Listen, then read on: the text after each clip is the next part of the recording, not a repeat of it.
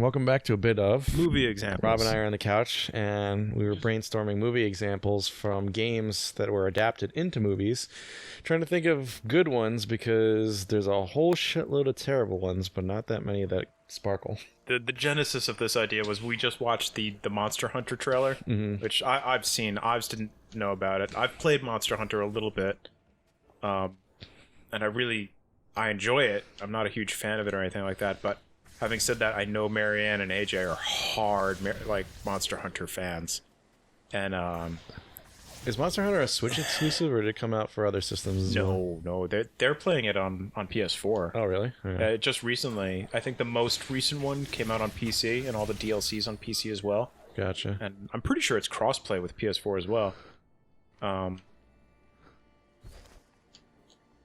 was I going with it? But what I was saying before we start off the episode, I'm like, all right, Ives, you know what Monster Hunter is. I know you haven't played it, but you know what it is. Right. And, it's like a hard fantasy kind of setting. It's like nothing about it is really modern. And then we watched the trailer, and he's like, that's an APC. That's a spy plane. Yeah.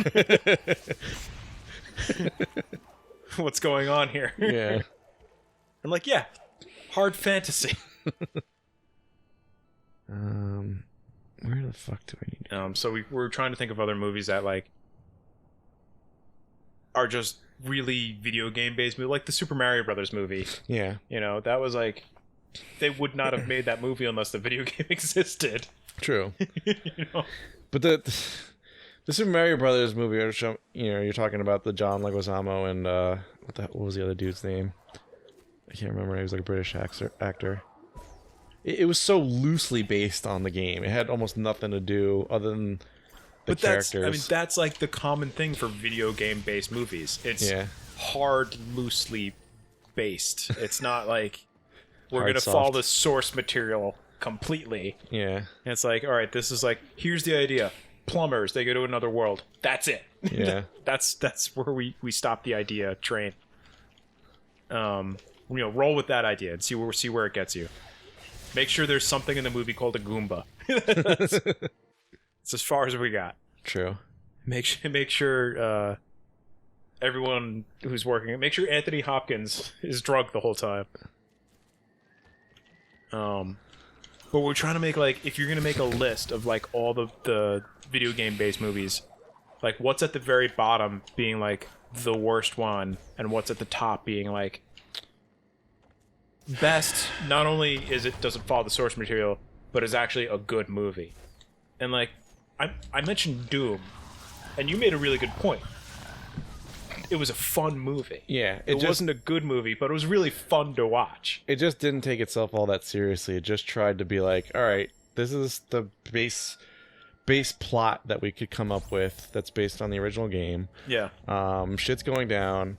These people have to try to escape and survive, and it's gonna get crazy. And they just almost run with it. They kind of almost followed the Ghosts of Mars. Yeah.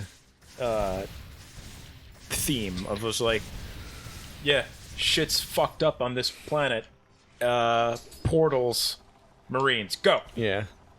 A video game adapted movie. I can't speak. A video game adapted movie that tried to take itself seriously, that failed as a result, was probably the Wing Commander movie with Freddie Prinze Jr.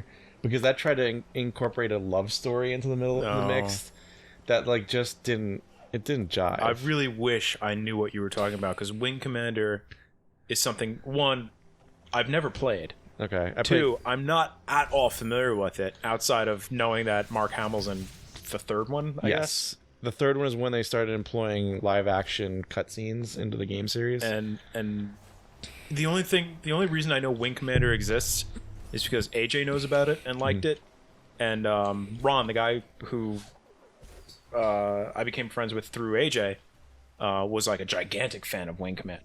Okay. And he always raved about it. But outside of that, I have no idea what Wing Commander even is. Wing Commander is and I feel like I really missed out. It is a story-driven spaceship dogfighting game. Where like TIE Fighter-esque? Yeah. The premise is that you're a pilot, you're an ace pilot, you're going up through the ranks, and you have to learn how to fly all these different ship types to go on these missions, different like strafing missions, bombing missions, etc. Cool. Should we play it? I don't know if it holds up, to be honest. The last one I played was Should we play it Commander 3 anyway? with Mark Hamill, and that came out in like the early 90s, like I want to say 93, 94. We like had it on CD-ROM. It was one of the first CD-ROM games I ever owned.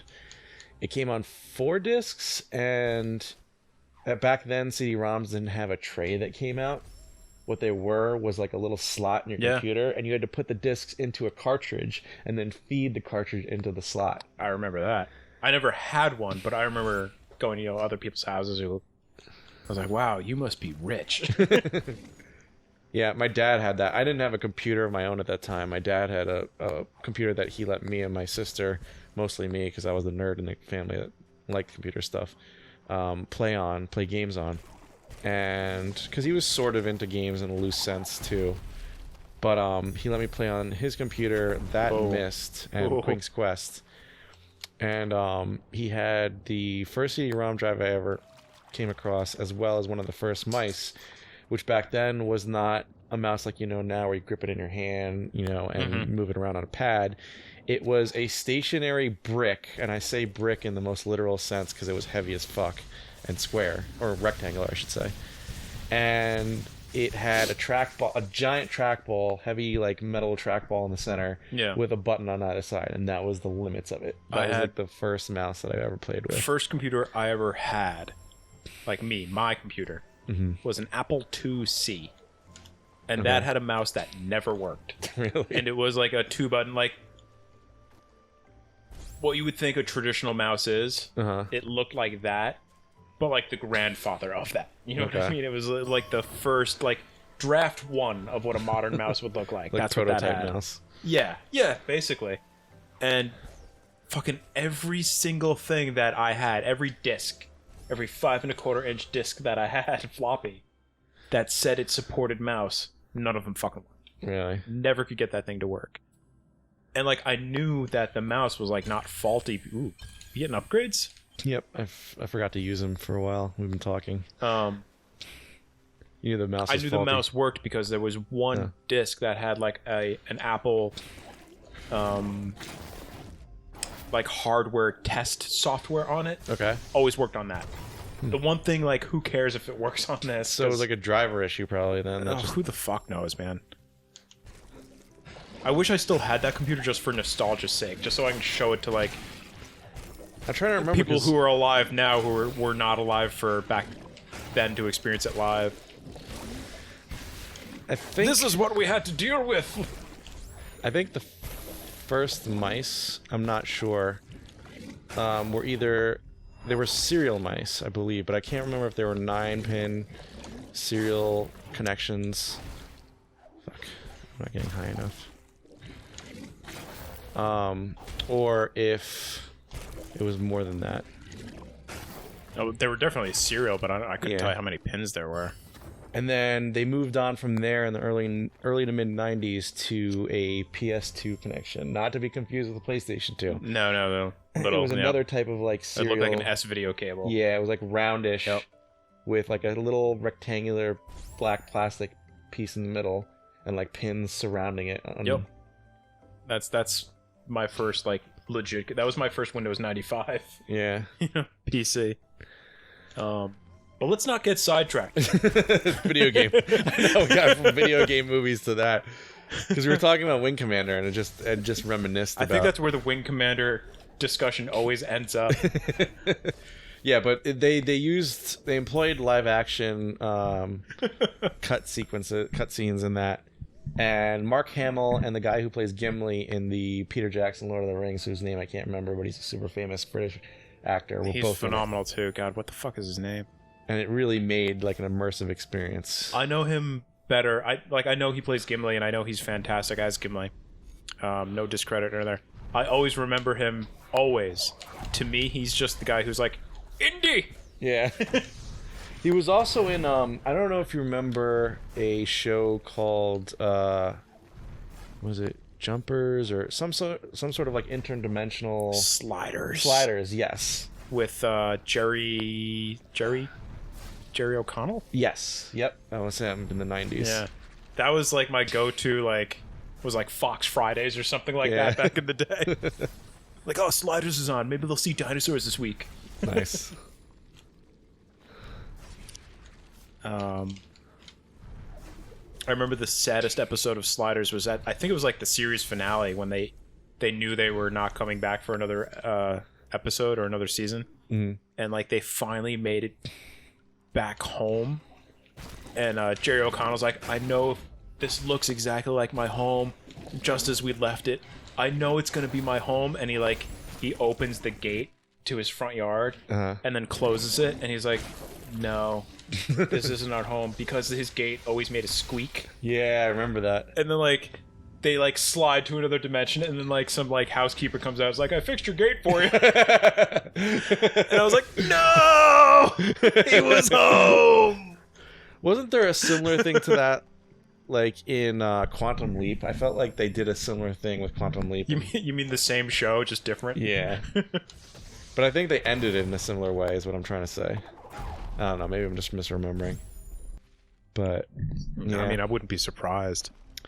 But now that we finished that other tangent, back to the video game movie adaptation conversation. There's Doom, which was lots of fun, and it knew it was being fun. It didn't try to be a serious movie. Yeah, Super The Mario whole Brothers. entire Resident Evil series, True. where like the first one was just like they couldn't decide if they wanted to be fun or serious, Right. So they fucked up both. But it was still kind of a really good movie. Yeah, it was very for what it was. very very kitchen campy, but like, you know, it did stuff well too. It was campy. It didn't take itself too seriously. Yeah. And it just ended up like Doom. It was still a fun movie. And then everything after that was just like campy as fuck and really like Yeah. kind of dumb. But like dumb fun, not dumb because it was a bad movie. Oh, Silent Hill. Silent Hill wasn't bad. It wasn't bad. It had that creepy kind of uncomfortable tension Yeah. feeling throughout the whole thing. It just It had an unease to it. I just feel like it didn't really help explain the story, and it was a kind of an underuse. Wasn't Sean Bean in that one or something like that? Yeah, I think he was the dad. I feel like it was an underuse of his talents. You know what I mean? Yeah. I feel like that you had to be a fan of the game to know what was going on story-wise in the movie. Mm-hmm. Otherwise, it just, of course, it wouldn't make sense. Right. And Starbuck was in that too. She was the cop. Oh yeah, yeah. What's her name? You know who I'm Wait, talking about. was it her? I Yeah. thought it was a different actress. Oh, now I have to look it up to make sure that You're I'm... thinking of Katie Sackhoff, right? Yes, Katie Sackhoff. She was the cop in that I don't movie. know if it was her. I'm thinking it was definitely someone who looked like her, but I think it was a different actress, like an unknown one that just happened to have a similarity in appearance. Silent Hill.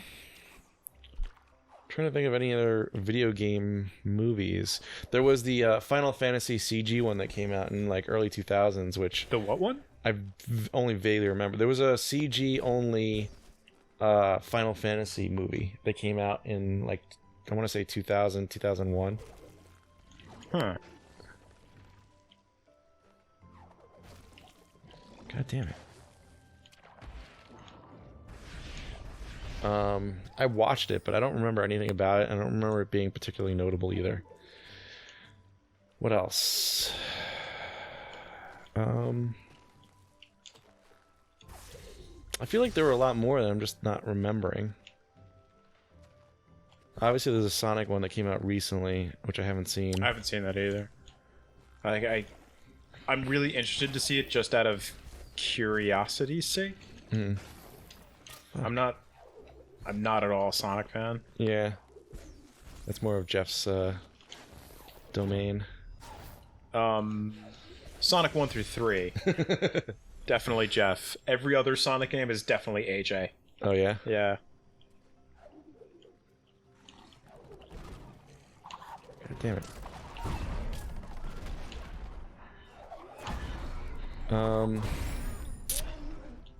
Shit, what else was there? Wow, your dog is snoring up a storm. I know. You're right. It was Laurie Holden, Okay. the motorcycle police officer. Yeah. It does look a little bit like Katie Sackhoff.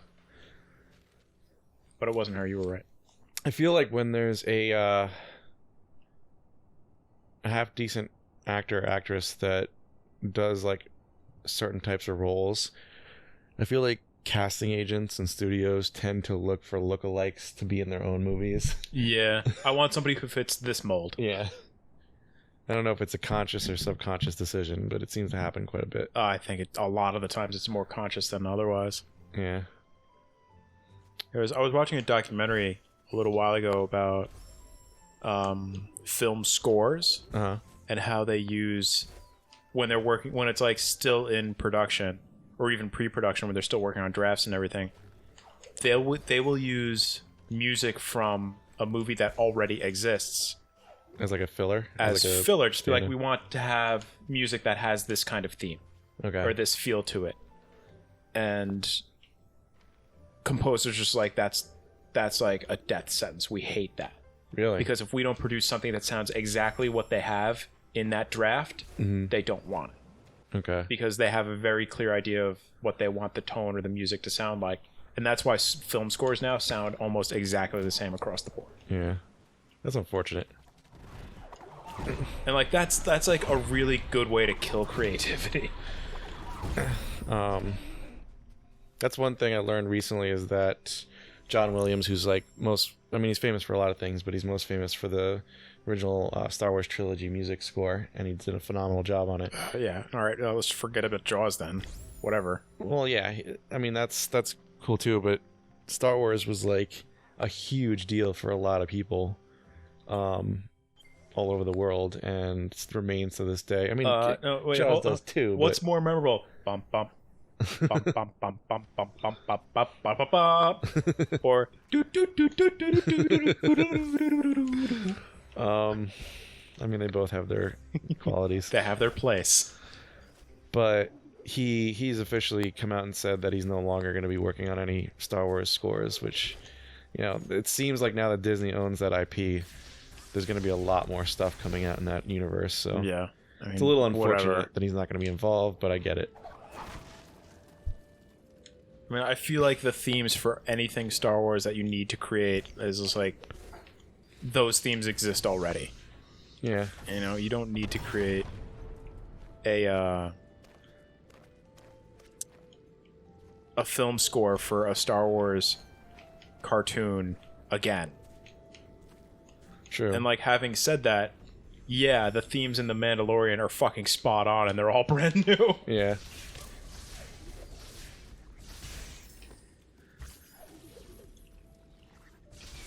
I'm glad they were able to pull off like a live action Star Wars show, because I don't know if you've watched Clone Wars or Rebels.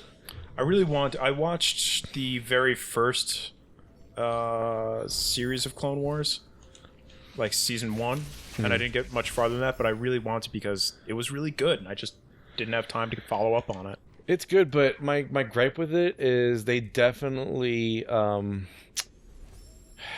they designed it to be for like a younger audience that's got a shorter attention span. So everything, like when they do like the recap, is like, and last time on Star Wars Clone Wars, like it's very like in your face, like this is what's happening, pay attention, little kid. Yeah. Which it reminds me too much of the like satirical way they did that in Starship Troopers. You know what I'm saying? Do you wish to know more? Yeah. So that throws me a little bit. And then there are definitely some episodes of Star Wars Clone Wars that are just there as filler, almost like as morality lessons that don't actually contribute to the main plot, that I could do without. I mean, you also have to remember that, yes, they're Star Wars cartoons made for kids. Yeah. But if you are for the people who are actually watching this episode, if you are also watching The Mandalorian, it does help to fill in some of the lore and the backstory to watch those episodes of Clone Wars, because there's a lot of characters that are either introduced or are explained in more depth in that series. Star Wars Legends too. The comic series. Yeah. I only ever owned one Star Wars comic, and it was like an alternate universe version. Ah, fuck. Dude, eat shit, Ives. Yeah, it was an alternate universe version of post Empire Luke, and he had succumbed to the dark side after his father's death. Sweet. So he was like a Sith Lord instead of like a Jedi. And it was interesting. I don't remember too much else about it, but it had all the original characters, Han Solo. Do you remember the one where they wrote about Chewbacca and Han crash landing on Earth? And No. that's where Han actually died? No. And it was confirmed that Chewbacca was like the very first Bigfoot sighting? Really? I did not. That is canon. Wow. Next time, on a bit of... Get me a company phone so I can turn it off.